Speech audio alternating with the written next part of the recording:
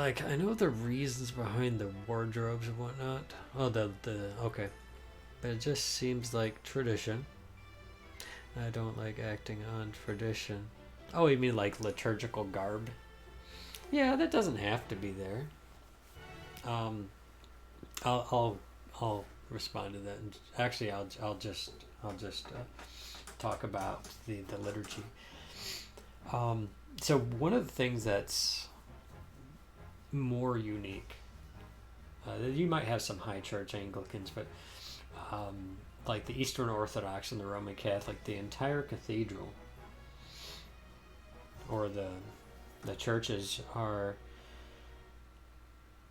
designed, and the liturgy as well, that it appeals to as many of your senses as possible. So you have the incense, you have the ringing of the bells during the words of consecration, you have the liturgical garb that the priest wears, which if he's acting in persona Christi, he's acting in the person of Christ, and so on and so forth. There's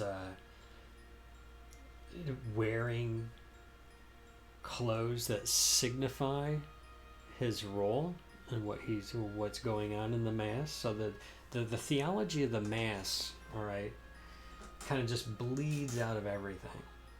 All right, and so it's bleeding out of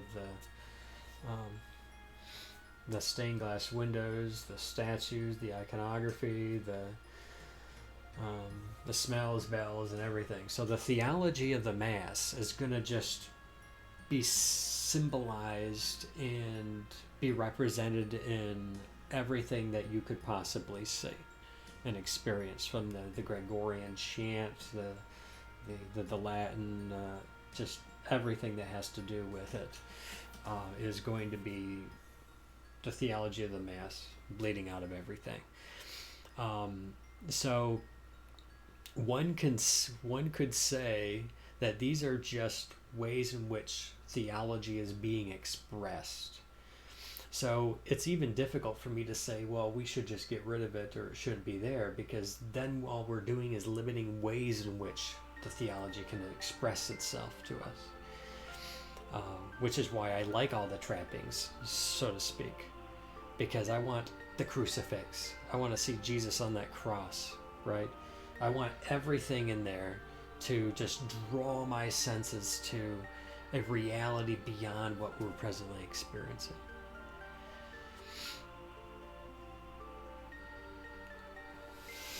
So,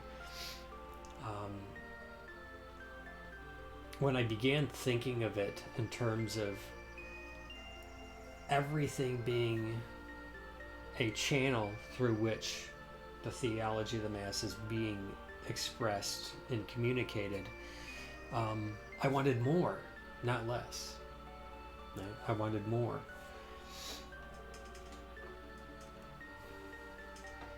All right, let me get caught up here. All right, let's see. So Nick responded, "Hey, Nick's still here." So I think a lot of Catholics agree with you. A lot? Yeah, it might be possible. But just because something has been done a certain way doesn't mean... Well, yeah, I mean, there's been liturgical adjustments and stuff, you know. The priest haircuts. Oh, yeah, those the papal tiaras. I always felt like the goal should be to follow the Bible. The extra stuff in Catechism turns me towards just Oh, okay, I see the word non-denominational Christianity. Okay, well, here's an interesting take, and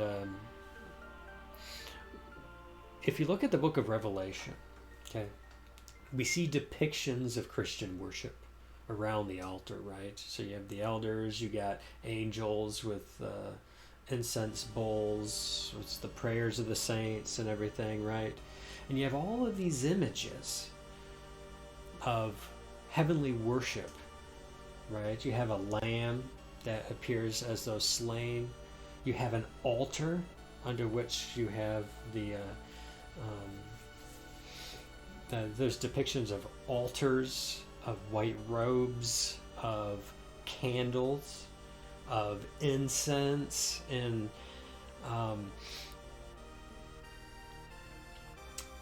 there's a long list of them, of these depictions in the Book of Revelation, because this is, you see all of these heavenly liturgies.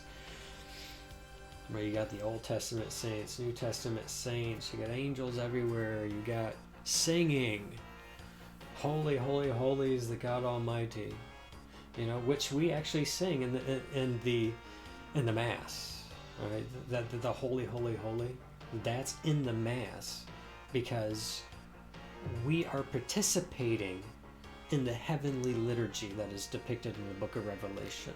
It's a very liturgical, and in that sense, that we have lampstands, we have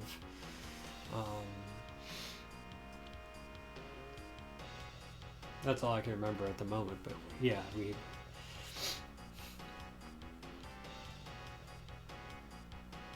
and so really, if you want a biblical argument, a biblical basis, for instance, for having all of these things in the liturgy, because we're participating in that heavenly liturgy. So we have altars, we have the Eucharist, right? We have the Lamb as though slain. We have the singing, right? We have the saints with us and the angels with us, and we're all worshiping together. We have incense and prayer, and participation. You have the four creatures who have eyes everywhere. I think it's the four living creatures. They're giving liturgical responses back and forth, and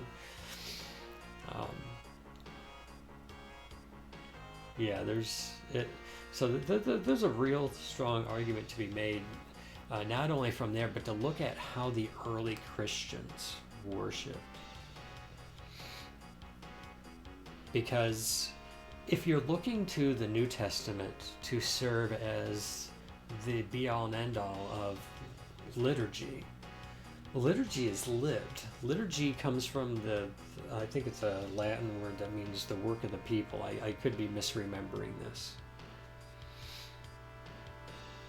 But the liturgy is the lived worship of the church. It's something that we would get glimpses of at the early church fathers as we see them in their worship, and how they were understanding the Mass, and how they had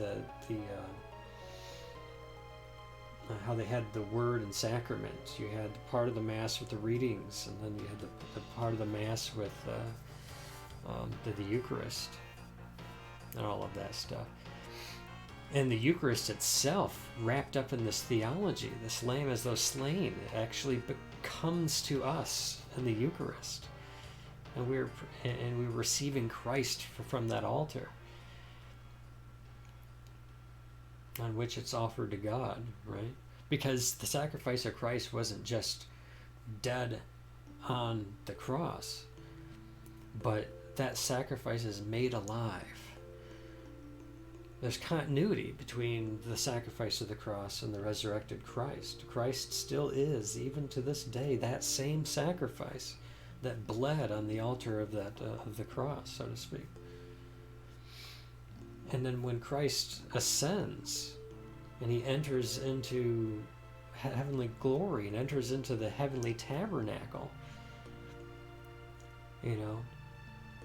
he's a continual, ongoing presence before the Father as that self-same sacrifice, who comes to us in the Eucharist.